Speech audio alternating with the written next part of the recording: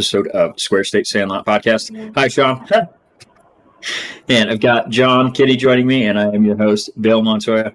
We've got a lot to talk about. We're going to focus mostly on the NBA for this part one segment. John joins me to talk all things NBA, and then later on this evening we'll record another one with Kyle and talk more about NFL, the draft, and all that fun stuff. One thing I did want to mention just right off the top is very happy for Chad Muma, linebacker out of Wyoming. He went in the third round to the Jacksonville Jaguars, who had a great draft. They also grabbed Devin Lloyd. So between those two, I feel like they're going to have the linebackers of the future for the next 10 years to come. So happy for Chad. And another note that I had on the Wyoming Cowboys is they actually got a transfer player from the University of Alabama. Just pulling up his name here. It's defensive lineman Keelan Cox. So that's a huge pickup in the transfer portal, getting a player that was recruited to the University of Alabama and now will be playing at University of Wyoming. So fantastic news for the Brown and Gold. They did have their scrimmage game between the Brown and Gold teams yesterday. Wasn't super high scoring, but there were quite a few plays that looked pretty decent on the offensive side of the football, and defense looked pretty strong, as it usually is in Wyoming. So all good things there. And then we will get to the NBA. So, John, do you want to recap the Warriors Nuggets series real quick, and then we'll jump into the preview for their next series? Yeah, I think it was ultimately what the NBA kind of wants in a series. It was a very exciting series. It went 3 or 4-1, I guess, but it was a hard-fought series throughout the entire time. And I thought it was very exciting. We get to see the new death lineup is what they're calling it. And, I mean, like we've talked about before, we're pretty excited to see how that plays out throughout the rest of the playoffs. They do have a very tough matchup coming up. After they beat Denver, they are going to face the Grizzlies, which, as you know, throughout this season, they haven't played crazy well against them, but with all their lineup issues, I think they kind of have that, wrapped up a little bit. So We're going to see the best of the Warriors against the best of the Grizzlies. Yeah, the thing I'm excited about with the Warriors in that matchup, and as you said, the matchup, it went 3 games to 1 in the Grizzlies' favor in the regular season. But you do have to add the note that Draymond missed one of those. Clay missed 2 of them, I believe. And then they've also had Steph was out the last one that they played. So there have been some injuries to the Warriors players that definitely contributed to that, because I feel like this is probably the best matchup in the entire playoffs that we have going right now. Just a couple notes. The death lineup has been renamed to the starting lineup, as that's what they went with the final 2 games in that Denver series. It was massively successful in the first 3 games, not so much in the last 2. Denver was able to utilize some size with Gordon and Jokic. They were able to take advantage of the undersized lineup a little bit. So I think that's one thing that can definitely struggle with, is if they are unable to get offensive, well, technically it'd be defensive rebounds. If they allow offensive rebounds because they're undersized, it's going to cause huge problems for that lineup. So, and we saw that definitely in those last 2 games. The Warriors almost came back and won Game 4, and then obviously it went to Game 5 in San Francisco, and they ended up winning that one. But that's the only way that I can see this lineup having issues. Exactly. Obviously, if they're not shooting well, then that's going to be a problem. But that's going to be a problem no matter what lineup you have if you're not shooting well. But if they're not able to get defensive rebounds and they're not able to play defense against those bigger bodies and start to foul a lot, that's going to be the point where you start to see Looney coming in to give some size, and obviously moving Draymond to power forward rather than center. So the difference that they've had in this team and teams in the past is, especially with Iguodala out, they don't have the size to essentially play multiple positions. Like Wiggins is a very undersized power forward. He's basically like a normal sized small forward. So that'll be the death of that lineup if there is a weakness there. But what do you think about? The Grizzlies have a good rebounding team. Yes, they do. They have a tall team. Especially when Adams is on the floor. He's one of the best rebounders in the league. So exactly. And, I mean, you have Jaren Jack as well. So they have a very athletic, tall rebounding team. So, like you said, this is going to give them the highest difficulty problem in the series. So, I got to hope for their best case scenario is shooting, and it's going to be shooting from a lot of players who aren't the typical shooters, because you're going to see, Curry, Clay, and Poole get up as many shots as they can, but they're probably going to contest every single one of those. So you're going to have to see, like Gary Payton the second, he stepped up big time in Game 6. Yep. So Game 5. You're going to have to see Game 5. So you're going to have to see a lot more of that. Otto Porter Jr. is going to have to, he's got to find his stroke. Exactly. That, and ask for rebounding from him, because he's one of the taller rebounders. So between those factors, that's what this matchup's going to entail. Yeah. I was reading a summary of the Denver Nuggets series, and that was one thing they highlighted is Otto Porter Jr. was 2 for 13 from 3. Bielitsa was 0 for 3 from 3 in that series. And then Gary Payton was 6 for 8 in that series from 3. And that's not necessarily one of his strengths, but he can do it. And obviously he's shooting at a very good clip, 6 of 8. That's pretty great. If you can shoot at that rate, you'll be an all NBA player. So, and he's one of the X factors for sure in this series, because if he's able to guard Ja Morant, and obviously he's not going to be on the floor a ton, but Gary Payton II is one of the best defenders in the league. And it's funny because they picked him up. He was the 15th man on this team. So he's obviously expanded his role by his play. And when he's healthy, he's one of the best defenders on the floor. And especially missing Iguodala, they're not going to be able to throw him out there to defend Ja Morant. You can't ask Curry to do it either. So I think there's going to be a combination of Klay Thompson and Gary Payton II. I think those two are going to be your defenders guarding Ja Morant in this series, and I really think that's going to dictate how this series goes, is how well that they can play against him. So any X factors you're looking for in this series? And then predictions for it. I just heard a prediction. Somebody said Golden State's got this one just by the edge. They're going to take it in Game 6. I think I want to push it to Game 7. I think it's going to take everything Golden State has. I think Coach Steve Kerr is going to pull out all the stops and find out a decent lineup to get it done. I know they are going to be on the road, so it's going to be a little harder. It seems like they shoot a little worse on the road. So I think their shooting is going to, win them the games. Yeah. So we'll see how it plays out. But I do think the Warriors can take it. I think they have a little more playoff experience, which is going to help out a lot. So I still give the Warriors the edge on this one, but it's going to be close.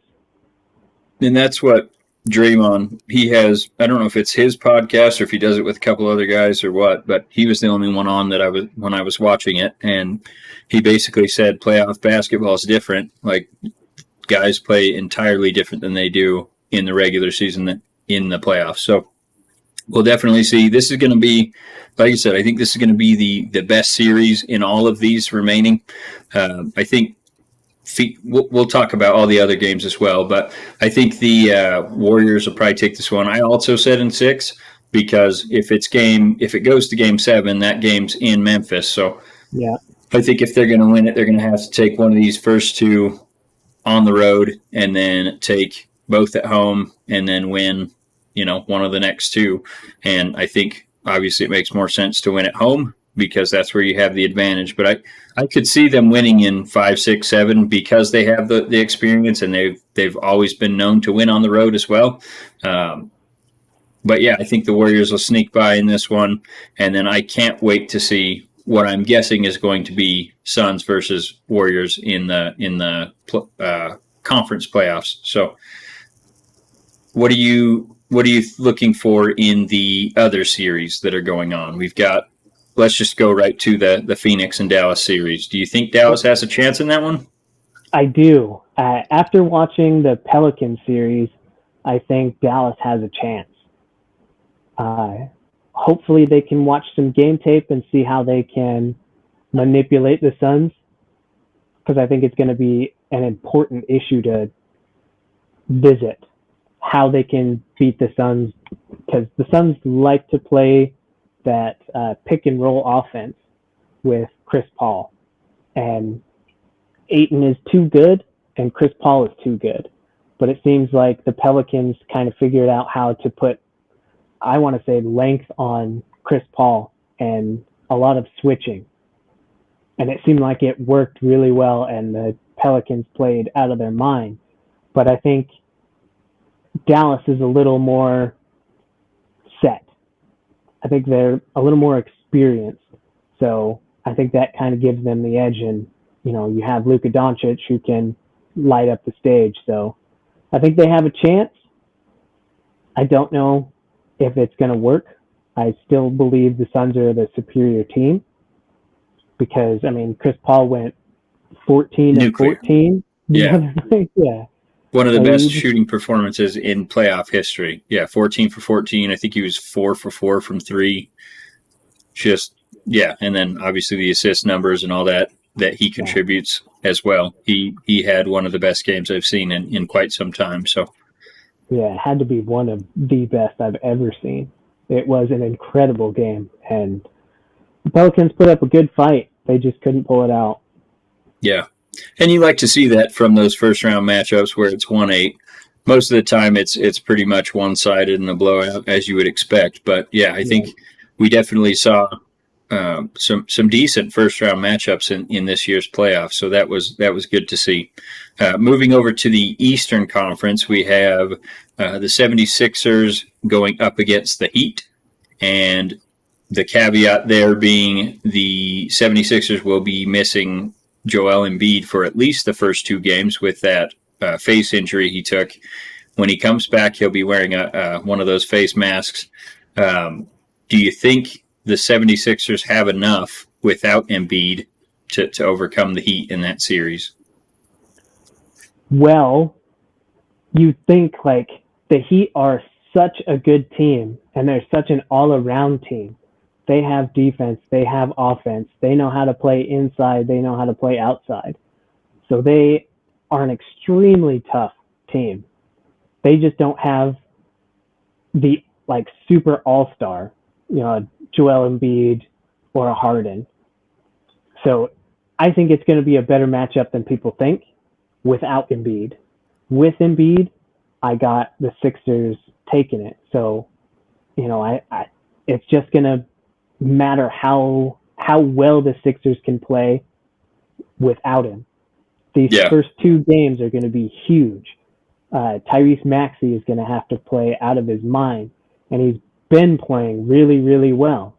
Yes. So I just don't know if he's playing so well with Embiid or just playing so well. So it's going to be a very interesting matchup. Yeah, and I think if they go down two games to nothing, they won't be able to climb out of that hole. So yeah, like you said, the first 2 games are going to be very big. He is planning on coming back game 3, but obviously that's going that's to minimum. Yeah, he said himself he's planning on coming back game 3, but it's always going to come down to if the doctors clear him and all that stuff. So we'll see. As of right now, we'll count on him coming back in game 3, and obviously he had the thumb injury from the previous series as well, so he's going to be pretty banged up, and that's why I think I think I'm going to go with the Heat in this series, and probably 5 games, I would say. I don't give the 76ers much of a chance without Embiid. So, and then the other matchup you've got, this is the matchup that I'm super excited to watch, and that is the Bucks and the Celtics. Another one of these that may be decided mostly by the injury. You got Chris Middleton. He's likely out the entire second round. They said maybe if it goes 6 or 7 games, he might get in the tail end of that series, but that's Milwaukee's number 2 scorer. So how do you see this one playing out, especially with the Celtics coming off that sweep and being able to rest up for this series? Well, I just finished watching the end of this game 1, and it was kind of an eye-opener to me. I didn't expect Milwaukee to play so well, but you got Giannis playing just out of his mind on both offense and defense, and that's going to be huge for this matchup. Yeah. The defense was all there, and Drew Holiday picked up on offense. So I want to give it to the Celtics because I think Chris Middleton is too big of a loss to overcome. But, tonight Giannis showed that they're not going to lay down. And I think they just beat him by 11 or 12, something like that. Okay. So, dude, I hadn't watched that one yet, but that's okay. I was going to watch it after, but like the Warriors game is technically just started, so I probably won't go back and watch it until tomorrow or something like that. So no big deal. I didn't know that the Bucks had a 1-game lead already, but I would still say I think between Jason Tatum, Brown, Smart, I think there's just too many stars on that Celtics team to overcome, even with that 1-game lead. Without Chris Middleton, that's going to severely limit what the Bucks do. So if they don't keep the Celtics under 100 points, I don't think they'll be able to beat them. And I don't see them doing that for, big stretches of games at a time. So with that being said, who do you have representing each conference in the NBA Finals? It's kind of a hard decision.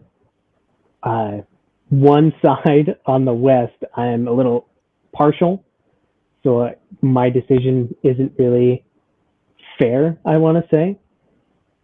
But I got the Warriors. I think everything's clicking right now. I think they're going to figure everything out. I think they're going to figure the defenses out. I think they're going to figure out how defenses are going to play them, and they're going to be able to stop the ball. So I got the Warriors moving on to the finals.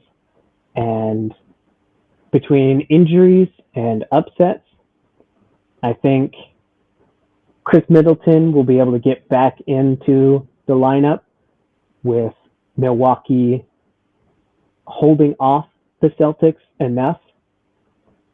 So I think they're going to take this series, and then I think they dominate whoever's in the conference finals. Yeah. So I got Milwaukee going back to the finals, facing Golden State. That's funny because that's what I predicted at the beginning of the season. Obviously, a little biased there with my team being the Warriors, but with Middleton missing, I think I'm going to go with the Celtics and Warriors. And I think the Celtics, like I said, they have those 3 stars, but the Warriors have the playoff experience, and I don't want to jinx them, but I think I have them taking it all. So, with that being said, is there anything else you wanted to talk about when it comes to the NBA playoffs? Anything else NBA related? No, I think that is. Oh, well, I did want to mention, because I just saw it. I didn't know that Ja Morant won Most Improved Player of the Year. Yeah, that's a joke to me, but go on. I didn't know that he's the one who won it. And that pissed me off a little bit, because when they had Jordan Poole, like, the reason for him not getting in is he just got increased minutes, so increased opportunity, and not improvement. And I think that is just crap. Yeah. If you're going to give it to Ja Morant, who is basically, I mean, I don't know what it is exactly from last season, but it wasn't like a huge improvement. The team is just better. He went from a good player to a great player in this season, where Jordan Poole went from a G League player to one of the best players on a probably finals participant team. So, yeah, no, it was. I think they really messed up that award for sure. And you have to remember that Ja Morant was the second pick overall. Like, this is what you expect when you take a player second overall. So him winning Most Improved Player, I don't want to say draft position should disqualify you from that honor, but like, that's what's expected from the second overall pick, is to be a perennial all-star. Jordan Poole came out of nowhere for people that weren't watching. Like I said, last year, G League, to this year, one of the better players in the NBA. I mean, definitely on the Warriors team. They had. I don't get it. I saw videos of reporters saying this is one of the worst picks of like the last 10 years. Just a terrible pick. And then, he has the up and down seasons from 1, 2, and 3. They get sent down to G League, and then he comes back. That last year when he was, playing with, trying to get into the playoffs, that playoff play-in game. Like, I mean, you take him from that level. He was playing large minutes, and now this season he's playing large minutes, and he has skyrocketed with his ability. I just don't see the comparison between Ja and him being even really close with Most Improved. Yeah. Well, and that's, I mean, I complain about these picks all the time, especially when you call it like most valuable player and things like that, especially in the NFL. Usually it just means the quarterback with the best stats rather than the most valuable player. Exactly. When you have, teams that are very well built and they could win with anyone, and you just give it to the best player on that team, that doesn't make sense to me, because they're not the most valuable player. If you take them off their team, the team's still going to do well. And that's where I think most of the time the writers get these awards right. But there's some glaring examples where they either don't understand what it actually means, or they just get it plain wrong. And I think Jordan Poole was a clear example of that. Ja Morant, I mean, he should be up in the conversations for MVP, not Most Improved Player. Yeah, I don't think it's fair to even like closely evaluate the two. And if I've been watching all of their games, he has improved his 3-point shot. Besides that, I mean, he's got more points.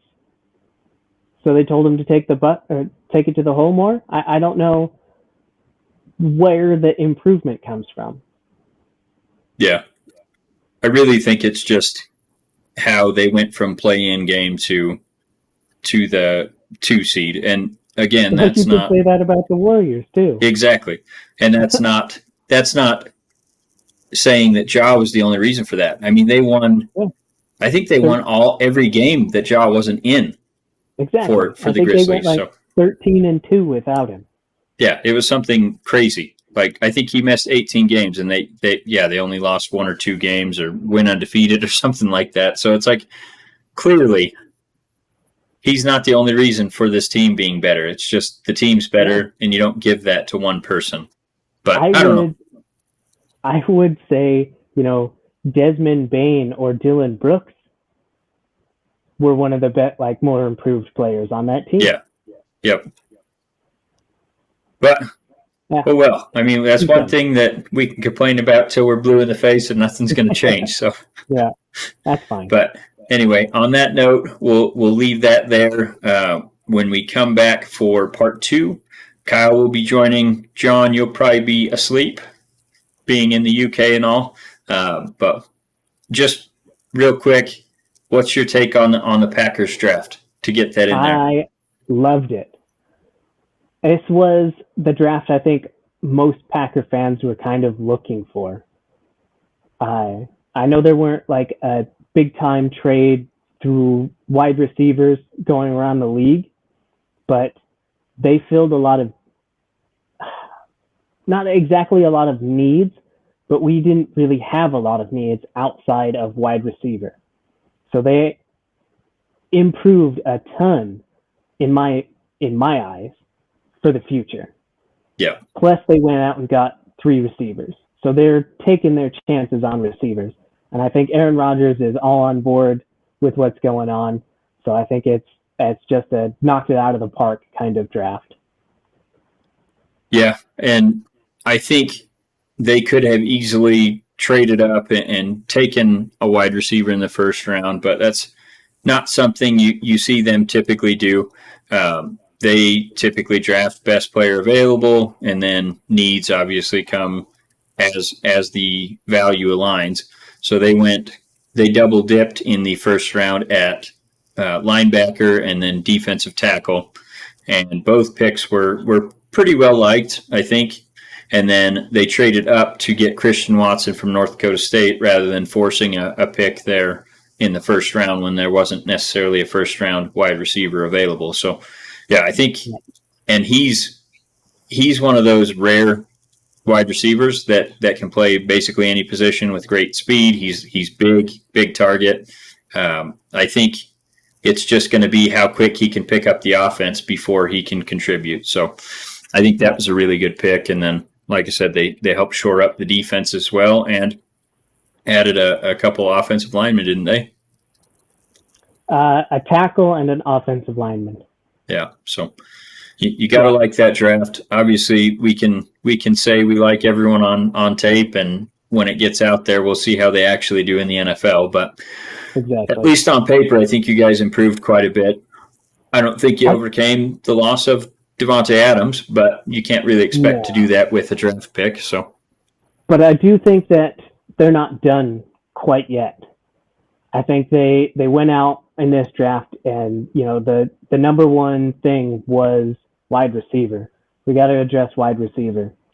It just wasn't a good fit for the first round. Yep. It made way more sense. They got way better value for the 2 picks that they got. And then trading up to Christian Watson. Yep.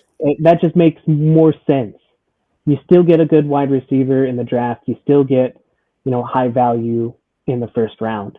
So I'm a huge fan of what they did. Plus, they can go out and find, there's still free agents out there who haven't been signed yet. So, I see them figuring out what's next. Yeah, I think they still have cap space available, and the need at wide receiver that maybe they pick up either Julio Jones, see what he has left in the tank, OBJ if he's recovered from his knee injury. Although I think the Rams are still probably the odds-on favorite to get OBJ. If they can if the Packers can offer him more money, they may have a better chance to get him. So we'll see what happens with that. Any other targets you think maybe? Beasley from the Bills. Yeah, he would be a good slot wide receiver for sure. I would like to see him get a chance just because I think his value would be right there. Because I think you could get him fairly cheap. Yep. And you don't have to sign him to a long-term deal. So yeah, he would probably sign one of those 1-year prove-it deals to show what he can do with Aaron Rodgers, get those stats padded, and then hopefully cash in one more time. So, yeah, I like that fit as well. But how about the Raiders draft? Well, I'll go into it. Wanting things like that, yeah. Yeah. I'll go into it deeper when Kyle and I are both on, just because we have it broken down pick by pick. But I'll give a little spoiler here. Is I do like that we aren't drafting, 5th round players in the 3rd and so on and so forth, just because it's a position of need, and that's what Gruden did a lot. So I like the change in philosophy of taking the, I don't want to say best player available, because I don't know that that's always the key there, but the highest rated player on their board, regardless of position, and then figure it out after that. Because at the end of the day, the Raiders do need offensive line, and that's what they went with in their third round first pick that they had. And he wasn't necessarily a position of need, although they do need offensive line. I'd argue they need a tackle, and they took a guy that's probably a center or a guard. So the positional value is there, and I like that. So that's what I'll say, at least to start. It's just that I like the shift in philosophy rather than, we need a tackle. Well, this guy's graded in the 7th. Well, let's just take him because he's the only one available. I didn't like that, and that's what Gruden did a lot. So, all right. Okay. Well, with that all being said, I think that's good for the part 1. And then, like I said, we'll jump on part 2 later on this evening, have more clarity on the Warriors game. I know that started, but I haven't watched any of it yet. So probably at least comment on that after that one's completed. And then Kyle and I have quite a few fun questions along with draft breakdown and all that stuff as well. So, John, thanks for joining us. Thanks for your input on the Warriors, NBA, and your Packers. And any parting words? Go Pack-O. Also Warriors. Boom. Let's win the first one. All right, buddy. We'll talk to you soon. Take it easy. Welcome back for another episode of the Square State Sandlot Podcast, or actually part 2 of episode 46. Got Kyle joining me, and I am your host, Bill Montoya. We've got a bit to talk about.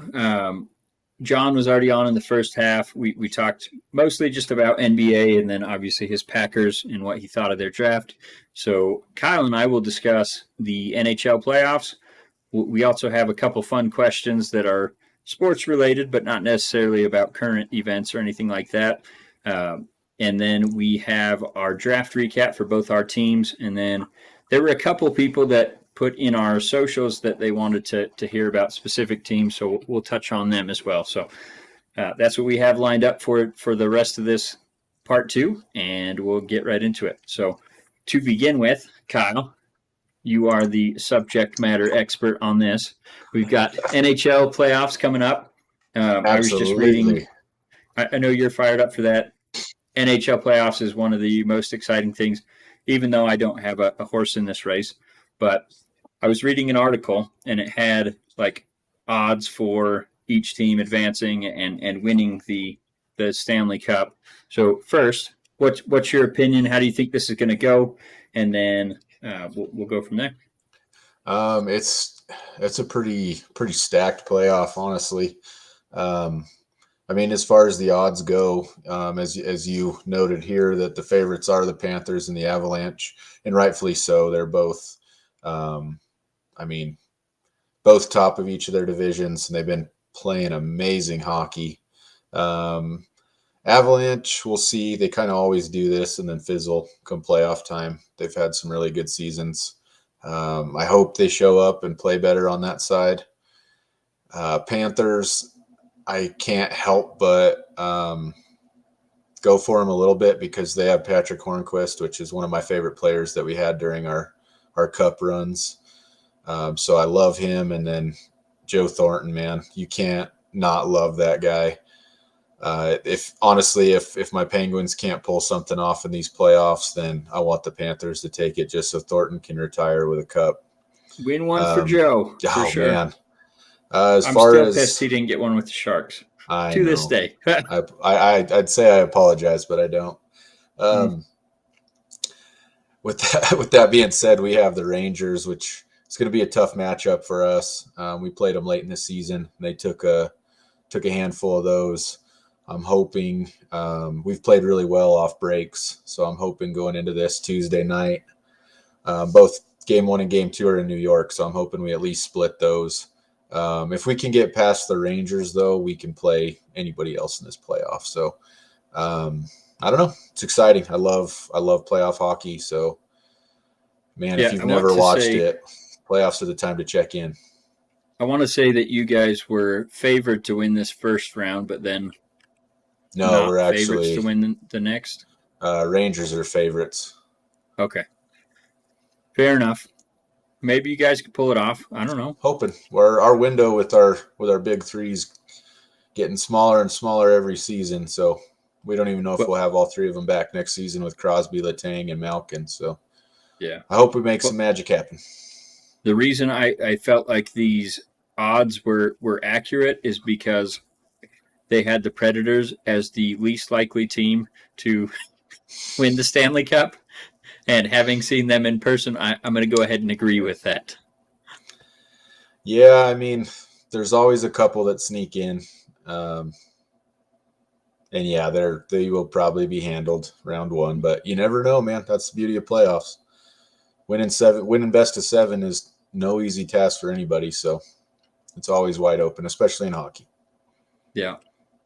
All right. So I guess one note I should say in regards to the NBA playoffs, the Milwaukee Bucks won their first game, and that was kind of surprising with them missing Chris Middleton. I think that's who you were picking, them in the – oh, no, you were picking the Celtics to win it all, right? I was going for them, but I hope whoever wins out of this Bucks Celtics series wins the whole thing. How dare you? Sorry. And then on that note, we also had the Grizzlies and Warriors Game 1 just wrapped up a little bit ago. Finish. Man, that was a crazy game. Draymond got ejected with 1:18 left in the second quarter and got to sit out the rest of the game. Everyone was in foul trouble on both sides because the refs were just blowing a whistle every 30 seconds or so. It was absolutely ridiculous, but at the end, Clay missed 2 free throws, and the Warriors had a 1-point lead. Ja Morant got the ball with 3.5 seconds left and made a play towards the basket. I thought for sure the refs were going to call a foul because they looked at him, and that's all it took this game. Well, yeah, you got to wait for the reaction to see if you call it or not. Yeah, exactly. So Warriors held on and took the first one on the road. Was kind of surprising because, like I said, they were missing Draymond for the entire second half, and they had Wiggins in at center at certain points in that game. So it was poof. Yeah. Anyway, they escaped with a win, and hopefully that is the way that the series is going to go because it's only going to go up from there when you have Draymond for the entire game. So hoping good things there. And then we got a couple of fun questions. I'm going to let you ask them first since these are your questions you came up with. Yeah, I just felt like shaking things up a little bit and pretend like I was calling in as a fan like the early days. So I got a couple questions. Both you and I will answer, I guess. To start off with, I thought it'd be fun to talk sports movies. So, Bill, I want to know what your favorite sports movie is for baseball, basketball, football, and hockey. Okay. So I should preface this by saying I don't watch a ton of movies, but there is one that I've watched recently that actually made this top list. So I'll just go in that order. MLB, or I guess baseball. I split this one because I went one that's kind of like serious based on real life, and then the other one's that's just a fun movie that I've always enjoyed. So The Sandlot, is still one of my favorite baseball movies. Oh yeah. And then I also put Moneyball as 1B, and that's because it's based on my team. I don't think it was a perfect remake, obviously, of what actually happened, but it was very entertaining, and obviously going back to that early 2000s for the A's was a hell of a time to be alive, so to speak.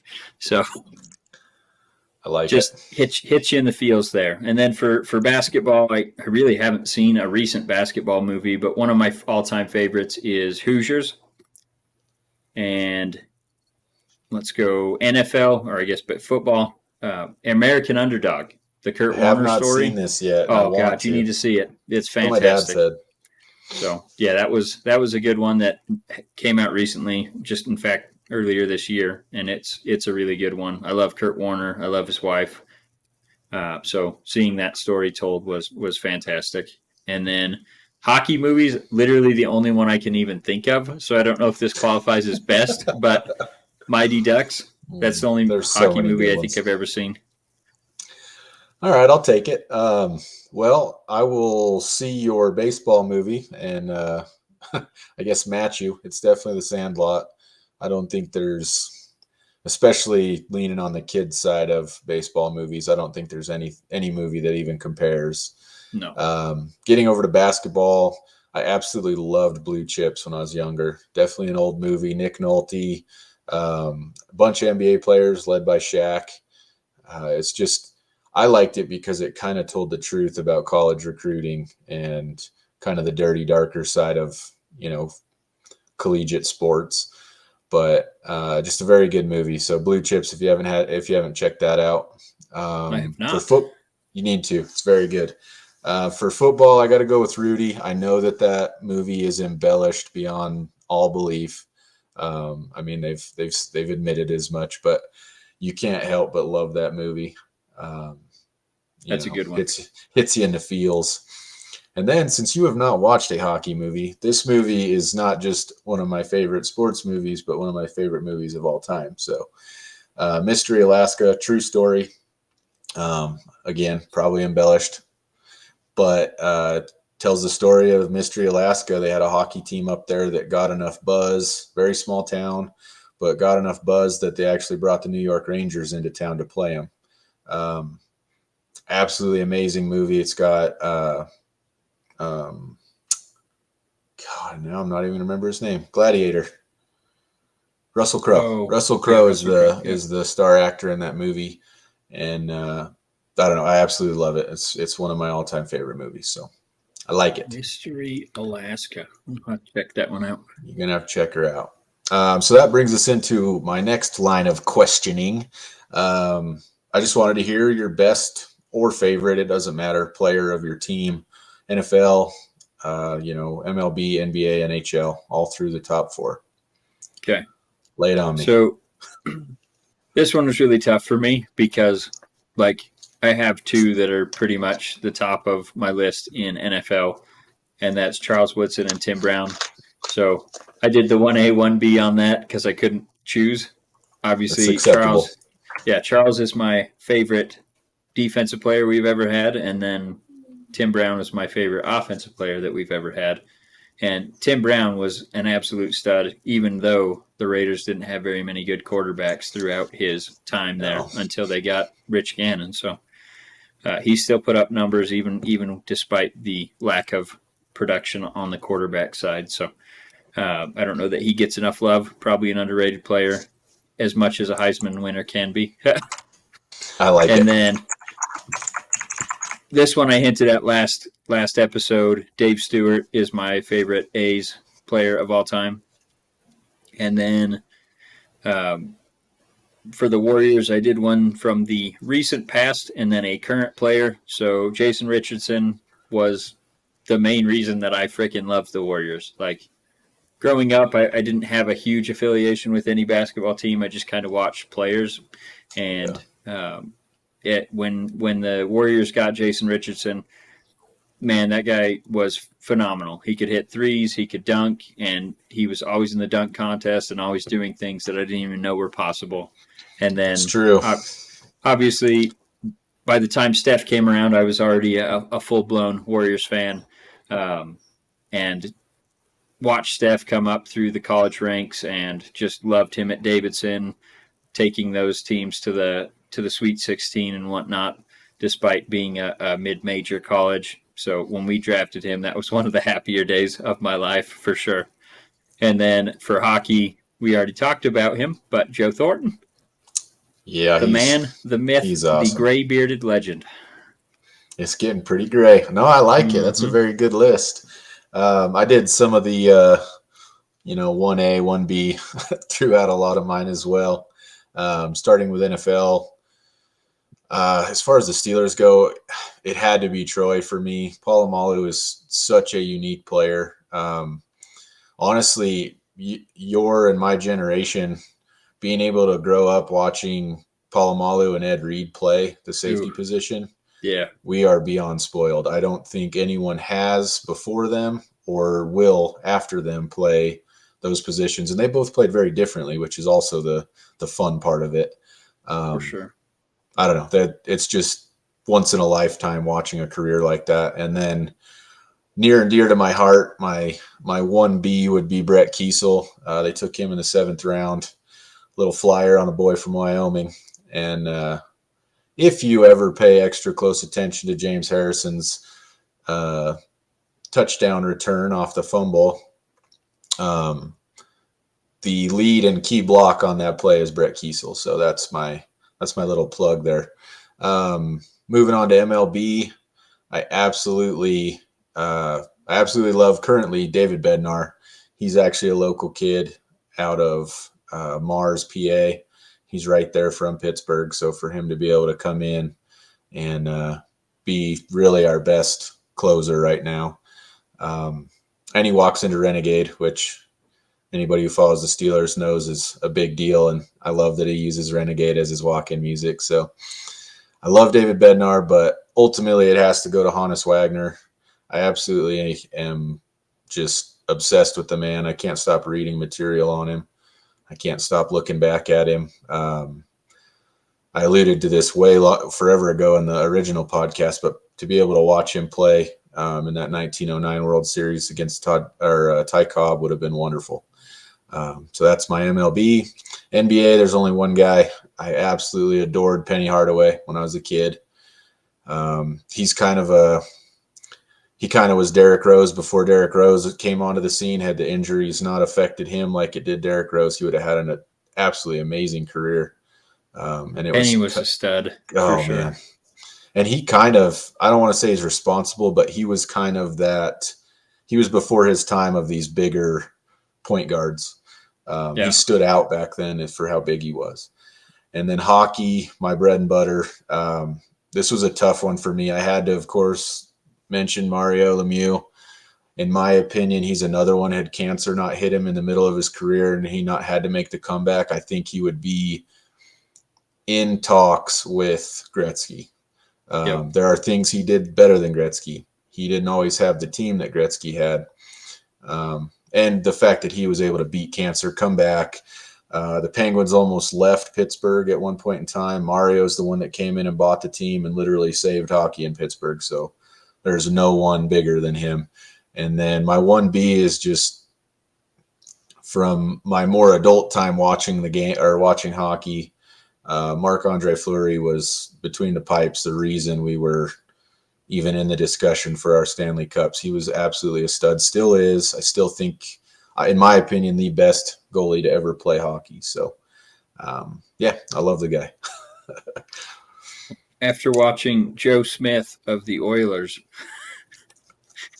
his one performance I saw live, that dude was a stud too. But speaking of the Oilers, I saw that Connor McDavid won the Art Ross Trophy for the 4th time, and he's only 25. Yes, he's very good. It's pretty impressive, like that. So, yep. Okay. So, what's your next one? All-time favorite and all-time least favorite draft pick that your Raiders have done. So, this one was once again tough for me because of the two that I already mentioned, Charles or Tim Brown. I was a baby when they drafted Tim Brown. So I'm going to go with Charles Woodson just because I actually remember that draft and loved Charles Woodson coming out of Michigan to begin with. And then when we took him once again, I was just floored. And I really wish we would have had a better team so he stuck around for his entire career instead of having to go to the damn Packers to win a Super Bowl. But damn tuck roll. You know, he's still my favorite draft pick of my time, at least. And he's another one. I mean, like I made my comments about, Ed Reed and Polamalu up top. That man, he was just everywhere. He has been dominant from out of high school. I mean, dominant and that was in college, dominant and professional. That was my favorite thing about when he did go to the Packers. They were not afraid to use him all over the field, where the Raiders had him as just their lockdown corner, and that's what he was great at. But when he went to the Packers, he was playing nickel cornerback. He was playing up wherever on the they line. needed him. He Safety. was playing safety. He was moving all over the damn football field. It reminds me. And they also needed him too. I mean, they really did need him. They had some young defensive backs on that Super Bowl run, and that's what the Jalen Ramsey for the Rams. That's what it reminds me of. How they use him is how they used to use Charles Woodson on the football field. And then my least favorite draft pick of all time. I mean, I knew this one. I think it goes without saying the number one bust of all time, and that is, I even put it Jillard-ass Russell instead of Jamarcus. But that was his training. Had an arm. Yeah, and that's the frustrating thing for me was everyone was buying into that. Like, he can throw 70 yards from his knees. And it's like, okay, that's great. But, like, when is what is that going to do for you in a game? And, I mean, it was just the constant, like, they gave him tapes that were blank and asked him what he thought of the tapes. And he said, oh, yeah, I love the blitz check out the blitz packages. Yeah. And just things like that. And everyone was drooling over him, and I was like, no, take Calvin Johnson. I don't care if we don't have anyone to throw him the football. We'll find someone that can get him the football. It's Calvin Johnson. Who cares? Huck it. Yeah. And obviously, Jamarcus goes 1, Calvin Johnson goes 2, has a Hall of Fame career. Jamarcus lasted, I think, 3 seasons with the Raiders before they cut him and has never played a football game since. So, that's my least favorite. Who do you got for your favorite and least favorite? So I almost went the route you did. I was very close to dropping Big Ben right here because obviously what he's meant to that franchise for the last, 15 years. And not 15, 18, sorry. But I went with, in the words of Joe Green, he gave Franco Harris credit for being the catalyst that showed up in the 70s that led to the 4 Super Bowls. So I got to give it to Franco. I got to give it to the immaculate man himself. As far as my least favorite, absolutely Artie Burns.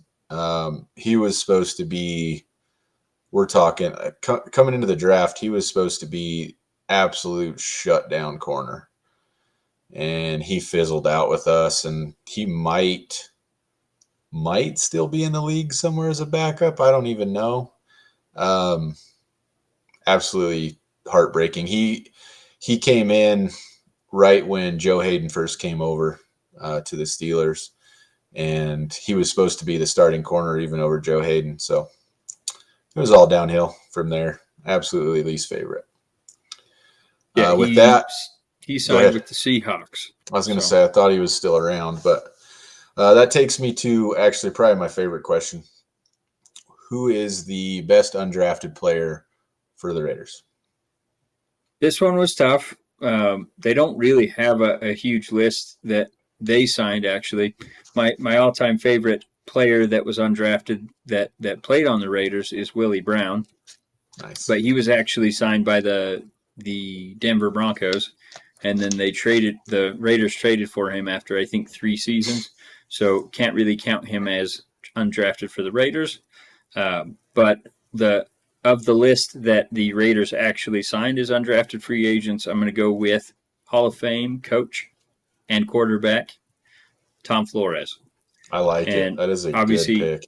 He was just honored this last Hall of Fame ceremony, absolutely deserving as a coach. He did make a Pro Bowl as a player, so he wasn't a bum as a player, but definitely not the impact that he was as a coach. So that's my all-time favorite there.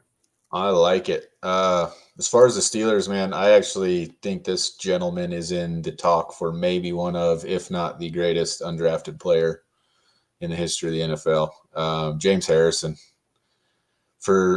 I've never seen anyone go undrafted and come in and have the impact that he did. I personally believe he'll end up in Canton one day.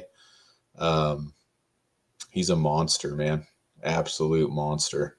I still can't believe watching his workouts. He's terrifying.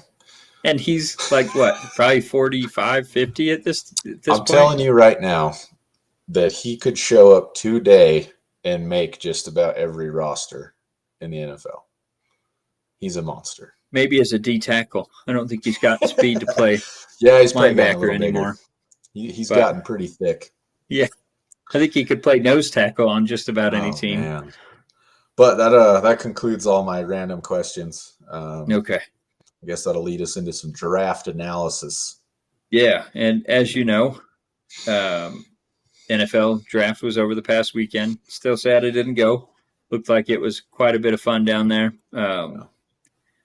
Raiders picked a lot later than I would hope, but obviously when you trade for a Devontae Adams, you got to give up something. So we'll get into them, but I did want to say that Chad Muma and Devin Lloyd going to Jacksonville was probably the steal of the draft. Like, I love it. Those guys together are probably going to be the best linebacker tandem in the NFL. They don't have to worry about a linebacker for the next 10 seasons. And that's fantastic for them. So shout out to Jacksonville. Wish Muma would have been around for the Raiders in the third round, but he obviously wasn't. So how did you feel about your draft? I absolutely loved my draft. Obviously, there was a lot of uncertainty going into it with the quarterback conversation and which direction it was going to go, how the draft was going to turn out. But I absolutely love Kevin Colbert. So I feel like that with this being his last draft on his way out, I love that about him, that he wanted to set up the team before he left. But he actually drafted very different from the way he has in the past. Usually the Steelers won't even touch any guys with red flags, whether it be it injury, off the field stuff. Not that I'm saying that's necessarily what I want, but I feel like he took a little more risk with this draft. And in doing so, I think elevated the upside of what this draft could be in the future. So I guess just quick breakdown. First round, we took Kenny Pickett, obviously the big pick, the big talked about pick, quarterback out of Pitt. Love that he's staying home. What I actually think is possibly the steal of the draft is George Pickens, wide receiver out of Georgia in the second. We took DeMarvin Leal, defensive tackle, in the third round. Calvin Austin the third. He's a small little boy, man, but God, he can play. He's fun to watch. I really didn't know a lot about him. I started checking out film after we picked him. But I absolutely, he's crazy. He's a little fireball. I stuck a note that stood out to me on one of the analysts I was reading from, and it said, Austin's burst as a 5'7", 170-pound ball of fire is impossible to ignore, and that's from Nick Baumgardner. He loved that pick. So I love it. Sixth round, we took Connor Hayward, which probably more so than anything is a fun note because we now have 4 sets of brothers on the Steelers, which is interesting. Yeah. I actually am excited about him. I think he's going to be a good special teams player, and I think he makes kind of an interesting option out of the backfield, being a fullback tight end hybrid. Well, and then seventh. Oh, go ahead. Well, I was just going to say, someone said the comp for him is Marcel Reese, and that's because Marcel Reese went from a wide receiver to a fullback. So he had the hands and the speed of a wide receiver, but he had the bulk and explosion of a running back / fullback. So and that's I like it too. That's most of what's been said about him, is that his hands are unreal, which I'll take. 7th round, we took Mark Robinson, and honestly, I knew nothing about him. Not even NFL Network or anybody has any information on him, so we'll see what happens. And then we took Chris Oladokun, quarterback out of South Dakota State. I love this pick because I hope this finally means we move on from Mason Rudolph. His salary is starting to creep up a little high for somebody that's going to ride the bench for his career. Yep. I hope we move him. I was hoping right there at the end somehow he'd move back into the 7th round just to grab anybody. But we'll see. So the bottom half I'll kind of leave alone, but the DeMarvin Leal pickup I actually really like. He's undersized. I know that they're picking him in hopes that he'll get a little stronger and put on some size. Outside of that, he has some higher round traits, which I really like. So I'm hoping he gets some size and gets mean, gets to spend some time with Cam Hayward and learn from the best in the business. George Pickens, wide receiver. Basically the way they describe him is 1st round talent, had some off the field stuff. Obviously the injury set him back a little bit. Yep. But he's going to be fully healed. I think this is a good situation for him. Come back and Pickett to Pickens is going to be real interesting for announcers to drop. For sure. And I read that from several publications that said that had he not been hurt, he would have been a top 10 talent. So getting him in the 2nd round is an absolute steal, assuming he's healing well. So, and then that brings me to our 1st round pick. I'm going to go ahead and give you the floor. I know you have a bit of a different opinion than I do, so lay it on me. I don't know that I hate this pick. I mean, I think he's the most NFL ready right now. I do think Ritter and Willis have higher upside, and that's why I thought for sure they were going to go with Willis, especially after it seemed like that was, your coach.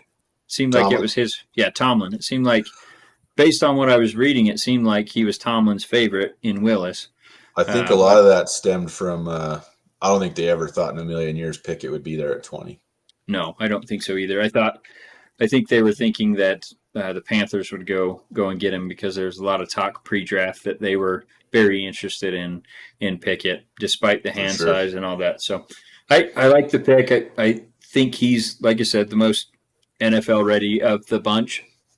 Don't think he has the upside of the other two, but I don't think he has the floor of the other two either. So I think it was the safe pick, and it kind of leads me to believe that Trubisky still won't get his chance to start, and that kind of makes me sad. But I mean, if he does beat him out in camp, who's to say they won't go with him?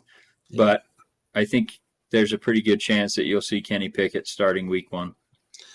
I think it's possible. I'm still holding out hope that it doesn't happen, and I know that that's probably, a hot topic among Steelers fans. I get it. I get wanting. We're so spoiled as a fan base, for one. That's part of this. We expect things tomorrow, and that's not the way it should work. He's already got enough pressure being compared to Dan Marino his whole career at Pitt, and now obviously stepping into the city where he went to college. There's pressure there regardless.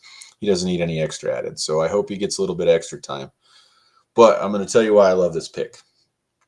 And almost all of it has to do with intangibles.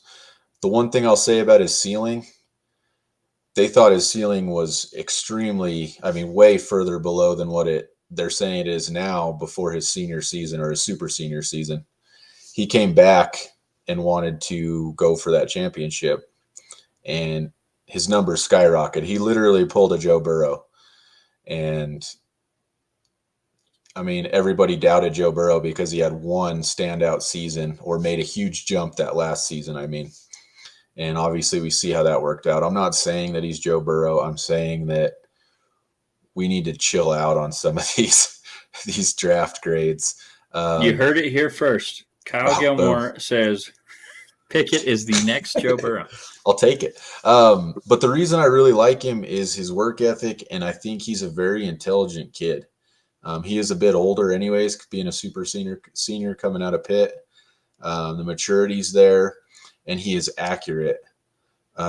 He is very, very accurate, and he's very good at finding windows.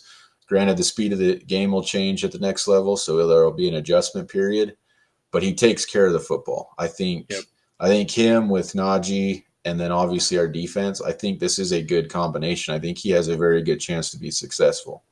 I don't like the Dan Marino comparisons. It was inevitable, obviously, because of Pitt. They're not even close to the same that's the style only of quarterback. Exactly. I mean, yes, he broke his records at Pitt, but that's a whole nother conversation because of the way the game's developed. Yep.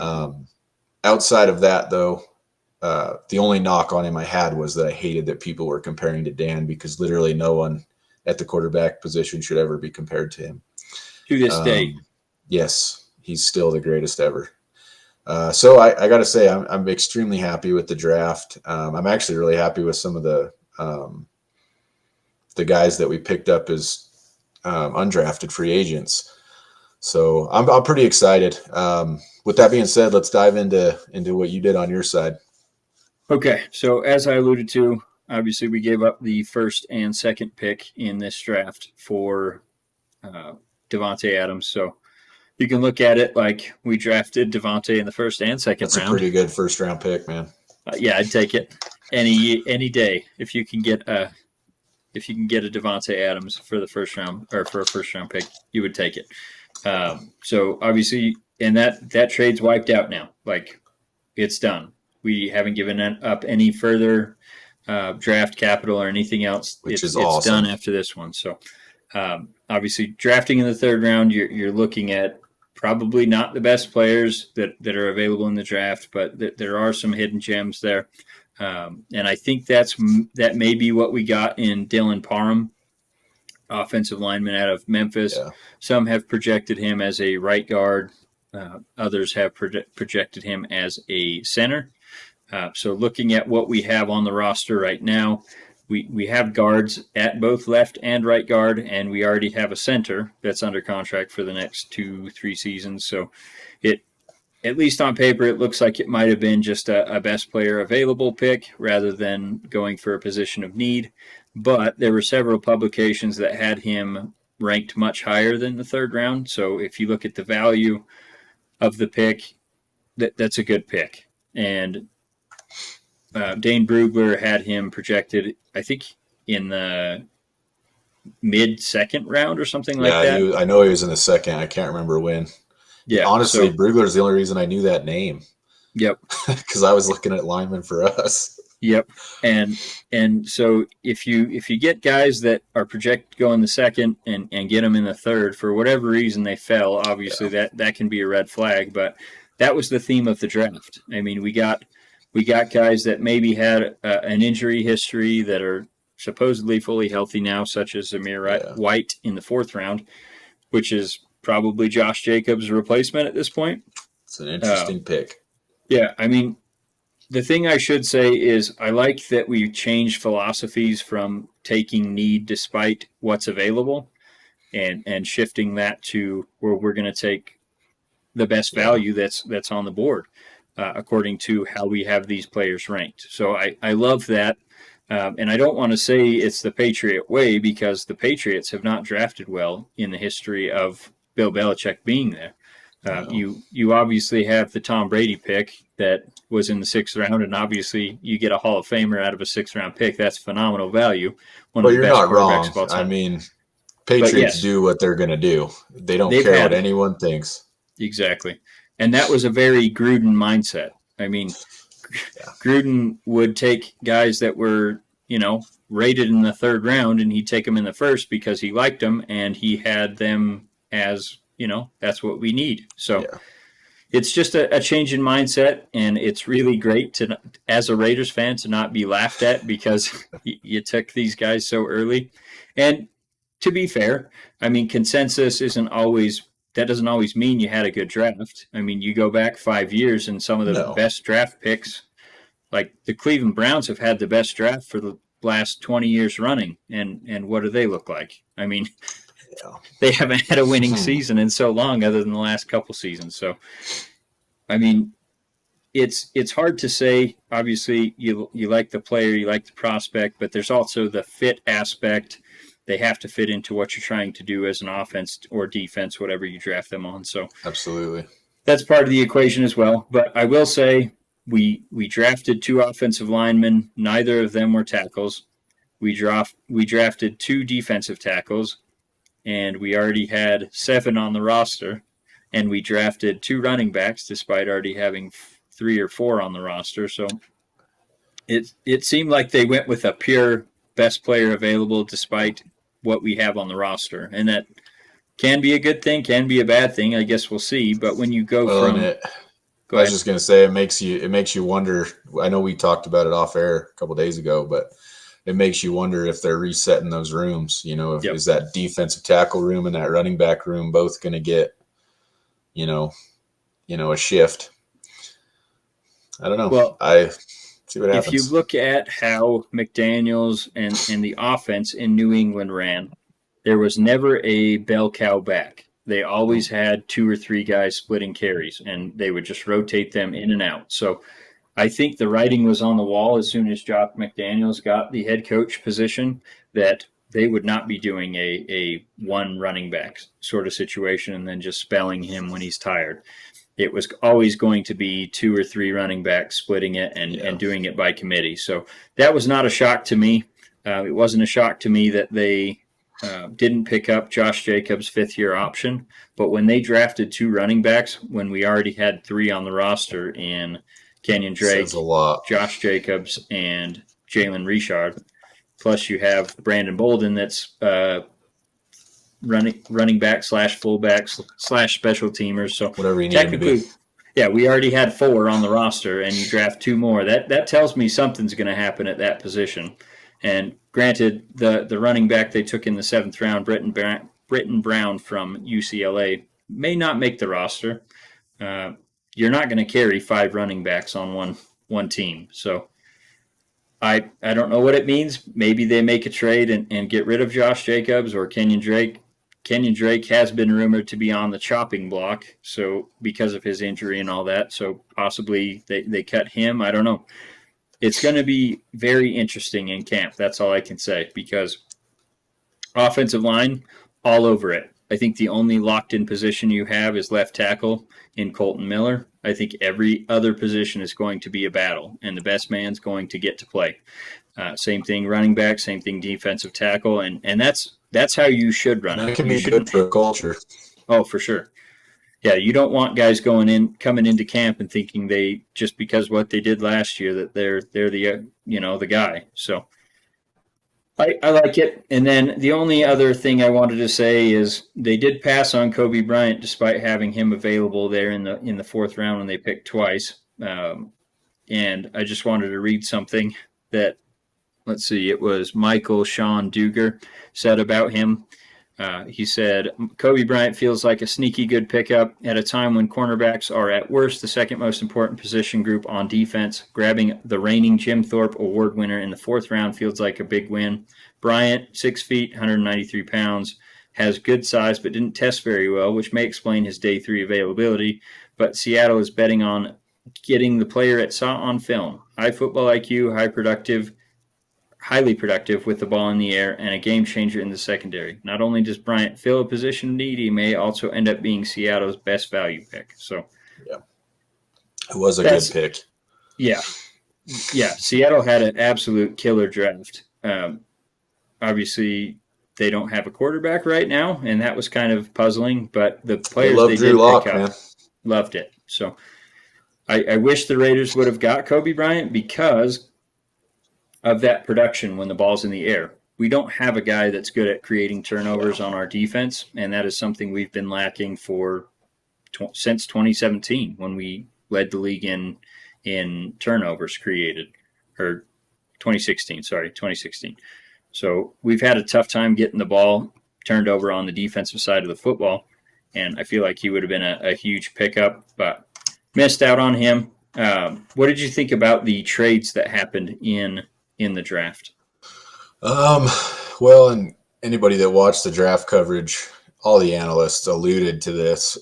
You're going to see more and more of this every year. Those wide receiver contracts are so inflated now that picking up that second contract just isn't going to happen. So you're going to see a lot of these trades of these wide receivers moved out before they have to sign up on a second contract and replacing them with someone out of the draft. With that being said, the Eagles already had a good draft going. Yep. For them to make this move for A.J. Brown, I love it. I mean, absolutely love it. It was an awesome pickup. So I don't know. I know who Tennessee take to replace him. I can't remember. They took Treylon Burks. Oh, Treylon Burks. From and Arkansas. He's got a lot of people love him. Obviously, he had a good draft grade and what he's capable of doing. I think he was compared to Debo a handful of times. The funny thing is, on NFL Network, they had his comparison as A.J. Brown. Weird. That actually happened a lot during this draft. It was very weird. Yeah. Their comparables are where they went as a team or they were replacing that person. So that was kind of weird. Yeah. But I love the trade for the Eagles. I think Tennessee was dumb, but again, when you're trying to handle the money side of it, those wide receiver contracts are huge now. See, so, and the Eagles gave him $25 million a year, and I haven't seen the contract breakdown, but it's 4 years, $100 million is the contract extension. Yeah. So you average that out, that's $25 million a year. I'm sure only the first 2, maybe 2.5 years are guaranteed. So the rest is fake money. But to see them give that to him, and he essentially said, if Tennessee had offered me 22 a year, I would have taken it.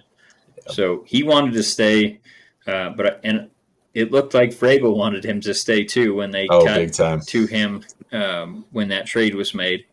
But the one thing I want to say about A.J. Brown going to the Eagles, though, and with how well they drafted, Jalen Hurts better make it happen. This is a big time make or break year for them now.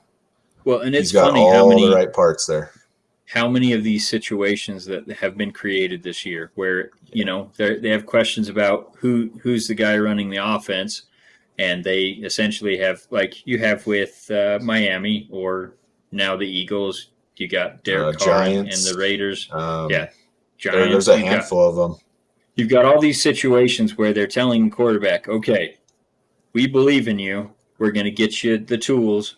But if you don't show us that you can do it with the tools, we're going to move on. So that's like the Giants. They didn't pick up Daniel Jones' fifth-year option. And I think that was a great, great move because you see quarterbacks that did get their fifth-year contracts picked up, and that's, Baker Mayfield. You've got situations like that where now he's locked in for $22 million or $18, whatever it is. Well, and I think you might see more of that moving forward.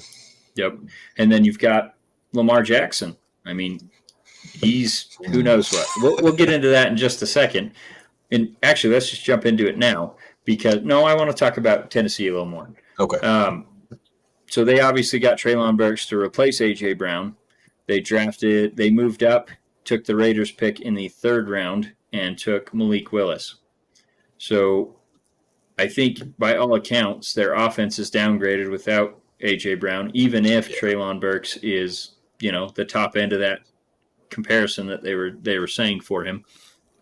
Ryan Tannehill, I think this is his last guaranteed year. So do you think after this year, if they drop, do you think that they move on from Tannehill and go to Malik? Absolutely. I think if they get to the playoffs and have an early exit again, or they don't make the playoffs, I think he's out. And part of me thinks contract-wise he's out anyways. Yep. And I really like the Malik Willis pick for them. And the main reason is they can dumb down the offense. And I don't mean that as an insult. He just had a very simple college offense. They will be able to give him a year to come into it. And then once he does take over, they can run a more fundamental version of it. But him and Derrick Henry out of the option, if they can make that work, is a pretty terrifying combination. Yep. And if you can keep some of these chunk, if you had A.J. Brown to run off those option and that's plays, what I was going to say is you're going to have all these chunk change little plays. problem is like you said, you had your proven guy that is now playing for somebody else. So hopefully Treylon Burks comes in and fills those shoes, but you're taking you're filling a known role, a guaranteed role. AJ Brown's going to contribute, and you're filling it with a maybe. Yep. I don't know. That side of it, we'll see what happens. But I do like the Malik Willis pick because he will sit a season, barring injury or something crazy. But I do think Tannehill will probably end up somewhere else in the near future. Yeah, and it seems to me like Tennessee is getting dangerously close to having that window close on them. They let Roger Saffold go, which was their starting left guard for quite some time. Taylor Lewan's, I think, on his 9th year, getting up there in age at left tackle. Crazy to think it's been that long already. I know. And then you have, obviously, Tannehill that has questions about his ability to play the quarterback position. Well, he flashes, and you think, okay, he's making the jump to the next tier of quarterbacks, but then he struggles. I mean, it's really difficult to get I like Tannehill. I always have. I think he's a good quarterback. I just don't think he's a game changer. He's not gonna come in and take over. And then you have Derrick Henry coming off that injury. I think this is the first time he's missed any games in his career, and he missed 8 towards the end of the season. Obviously, when he went out, he was at the top of the league in every major category, and I think he still finished 8th, even though he didn't play for more than half. Yeah. So it scares me because you can never project out injuries, but typically when a guy gets towards 30 at the running back position and takes as many hits and carries as Derrick Henry has, you typically see a huge drop-off. So you just never know, and that's what scares me is by the time Malik actually hits the field, the Derrick Henry ship may have sailed by that point. So it's true. And then you have Todd Downing that takes Ferraris and turns them into Ford Pintos. So. I always want to be like, he gets a lot of his harassment is unwarranted, and then I watch one of his games and I'm like, yeah, okay. I mean, all it takes is losing. To be fair, if any team lost Derrick Henry, there would be a drop off. Maybe, but the problem is they had a very, very good stable of running backs fill in. I'm not saying they were Derrick Henry, but they were successful. I'm talking 100-yard games. Yeah, they had Foreman and I can't remember who else stepped in. You can't just drop it on a lack of run game because it was there. Yeah, so I don't know. That I hate to say that because Tennessee's one of those teams that's easy to root for. They've never really done much. Underdog. And they got the underdog mentality, whatever. So moving on to Lamar Jackson. Brown. You've got Hollywood Brown that was dealt to the Cardinals for a first-round pick, and I think the Cardinals vastly overpaid for a second, third receiver type. But I want to hear your opinion on this trade, and then I want to hear your opinion on Lamar Jackson and what this means for him. Well, the trade itself, I do think that the wide receiver position is far too inflated money-wise. But, I mean, this happens. It kind of goes around where one position all of a sudden is inflated. But like you said, they're paying a lot of money for sometimes a second and third receiver. So I think it's very interesting. But I also, to our previous point, Kyler Murray, man, it's okay. We're getting you some extra weapons. We're doing what we can. It's time to show us why you need paid. Yep. So the trade, for the most part, is I don't really care on the Cardinals side. I don't think it changes a whole lot for them. I think it vastly changes what the Ravens do and what their future looks like. Like, for instance, Lamar Smith absolutely hates that the Ravens are considered a running team. It's always said he's wanted to improve his passing. Well, you can't improve your passing when you're taking somebody like Hollywood from him and not replacing him. So I feel for Lamar a little bit on that instance. This was kind of an ugly breakup. If anybody's followed with the Twitter posts and all that kind of stuff. So it's a little bit ugly. I guess it's not really a breakup, but Lamar wasn't happy about it. But I do feel for him because we talked about the whole 5th-year option. I don't know that it gets picked up, and I don't know that he I don't know that he stays in Baltimore for long term. Well, I think they already picked up. This is his I fifth guess year, they isn't did. it? I guess Yeah. they did. This is his 5th year. I Yeah, apologize. he's playing on the 5th-year option right now, but he basically has not engaged in any contract any contract extension talk with the Ravens, and the Ravens have been pretty frustrated by that because they want to get something done, but he seems to be willing to go that Kirk Cousins route where he makes them tag him and pay him top 5 money and go year to year. So I'm not saying this is going to happen because it's a bit far-fetched, but you have some quarterbacks on the market that you could bring in. I'm just saying. Sitting on the bench? Well, touche. We did talk about him yesterday, I think, a little bit. But my point being is, what if a team that is in dire need of a quarterback, say a Carolina Panthers or whoever, what if they came and made you an offer for Lamar that you couldn't turn down? I mean, do you pull that trigger and try to change, obviously, what the offense and things look like in Baltimore? Because that whole offense is built around what Lamar does.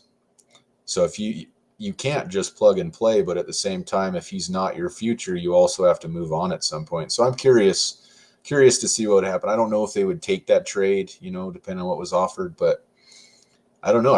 There's a lot of uncertainty, I guess. We did get a look at his potential replacement in Tyler Huntley last year. I actually watched him quite a bit in college because he played for the University of Utah. I tend to follow them because obviously I live in Utah and they show them on all their games. So if it's a college football game and I can watch it, I usually do. And quite honestly, in college, he was not good.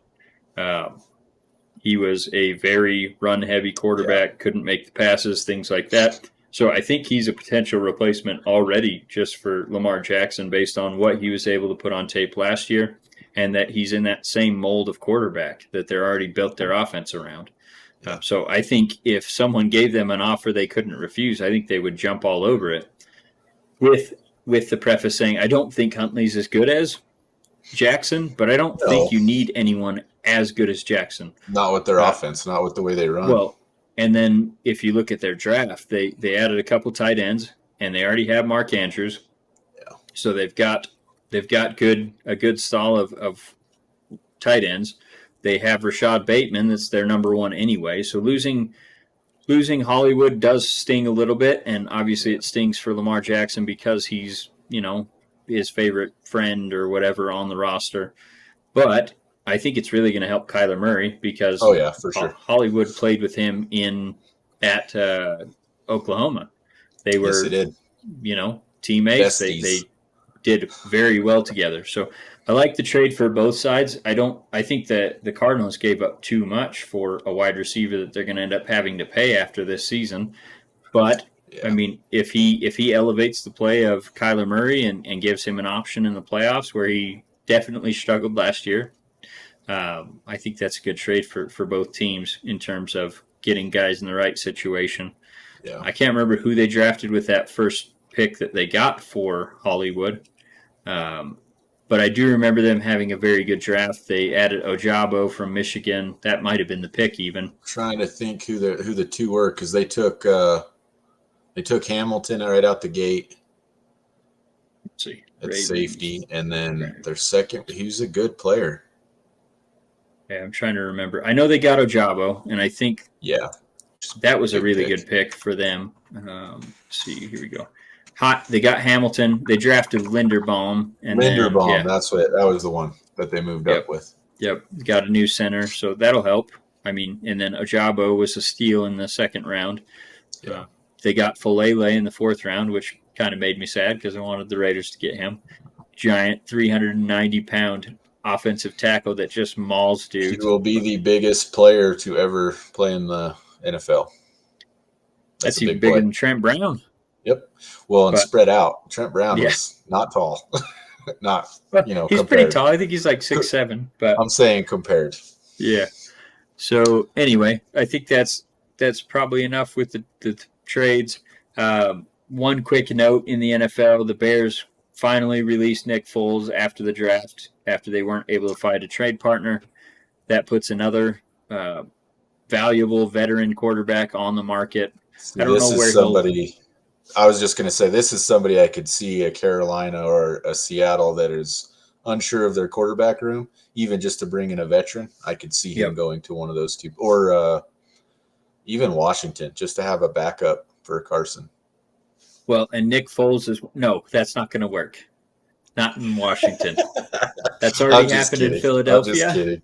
And I don't think Carson would approve. But no, I was just going to say Nick Foles has proved several times that he can come in as a backup and absolutely tear it up. So he's just like Fitzmagic, man. Yep. If you have him come in as a backup, you're winning that game. If you have him as your starter, not gonna be good. But okay, and then we had a couple of requests. Pulling it up here right now. We had a request from Brady Campkin to assess the Patriots draft. And I just want to preface this by saying that the consensus picks are not always accurate. I think I've already stated that at least once in this. But they were rated to have the worst draft based on the consensus overall board. And that's just all the analysts, all the scouts that are doing it for these networks. They're building their boards and ranking guys, and they were rated to have the worst draft out of all 32 teams because of how they were drafting, and that was reaching for players in their opinion. So we'll see. I mean, 6 years ago now, Tyreek Hill was considered a massive reach because of character issues, things like that. Yep. I think that the Chiefs took him with pick 153 or something like that, and he was supposed to be an undrafted free agent. So you can see how this turns out the other way, but quite often the consensus is pretty close to accurate. So with most players. So I would say that taking the guard that they took in the first round, Cole Strange, when most people had him ranked in the third round, definitely set them back quite a bit. I think that was one of the largest reaches in most people's minds in the entire draft. So, well, and I think between the Cole Strange set him up already on, I don't want to say a bad foot, but people are going to question what they were doing. With that pick right out the gate. And then the other thing that's weird for the Patriots, which I found really odd, they always get really big corners. And the two defensive backs that they drafted are tiny. They're 5'8", 5'9". It's very out their wheelhouse. So I don't know if that contributed. And then I think the Bailey Zapp quarterback out of Western Kentucky, when they took him, there were higher ranked quarterbacks available. Yep. And so I wonder if basically that was another one the defensive backs and him were the big, because the rest of it, the Patriots are always going to do whatever they want. They always grade differently than anyone else in the NFL. They go about their business regardless of what the world thinks they should do, love it or hate it. I just think those three things are going to bring a lot of scrutiny until either they prove it wrong or right. Yeah, and there were several analysts that basically had said, at this point, I feel like Robert Kraft needs to take away Bill Belichick's drafting and personnel power because he's shown that he can't do it. And a lot of people buy into that narrative that Bill Belichick was, he was just a recipient of the career of Tom Brady. And I don't think that's accurate. I definitely think that he's had some questionable personnel moves, especially at the wide receiver position over the last 5 years. He's a better coach than he is a GM. I mean, that's about the best way you can put it. Yeah, you can't argue that, but he is also a Hall of Fame coach. So, well, he's good with them once they're on the field. I'll just say that.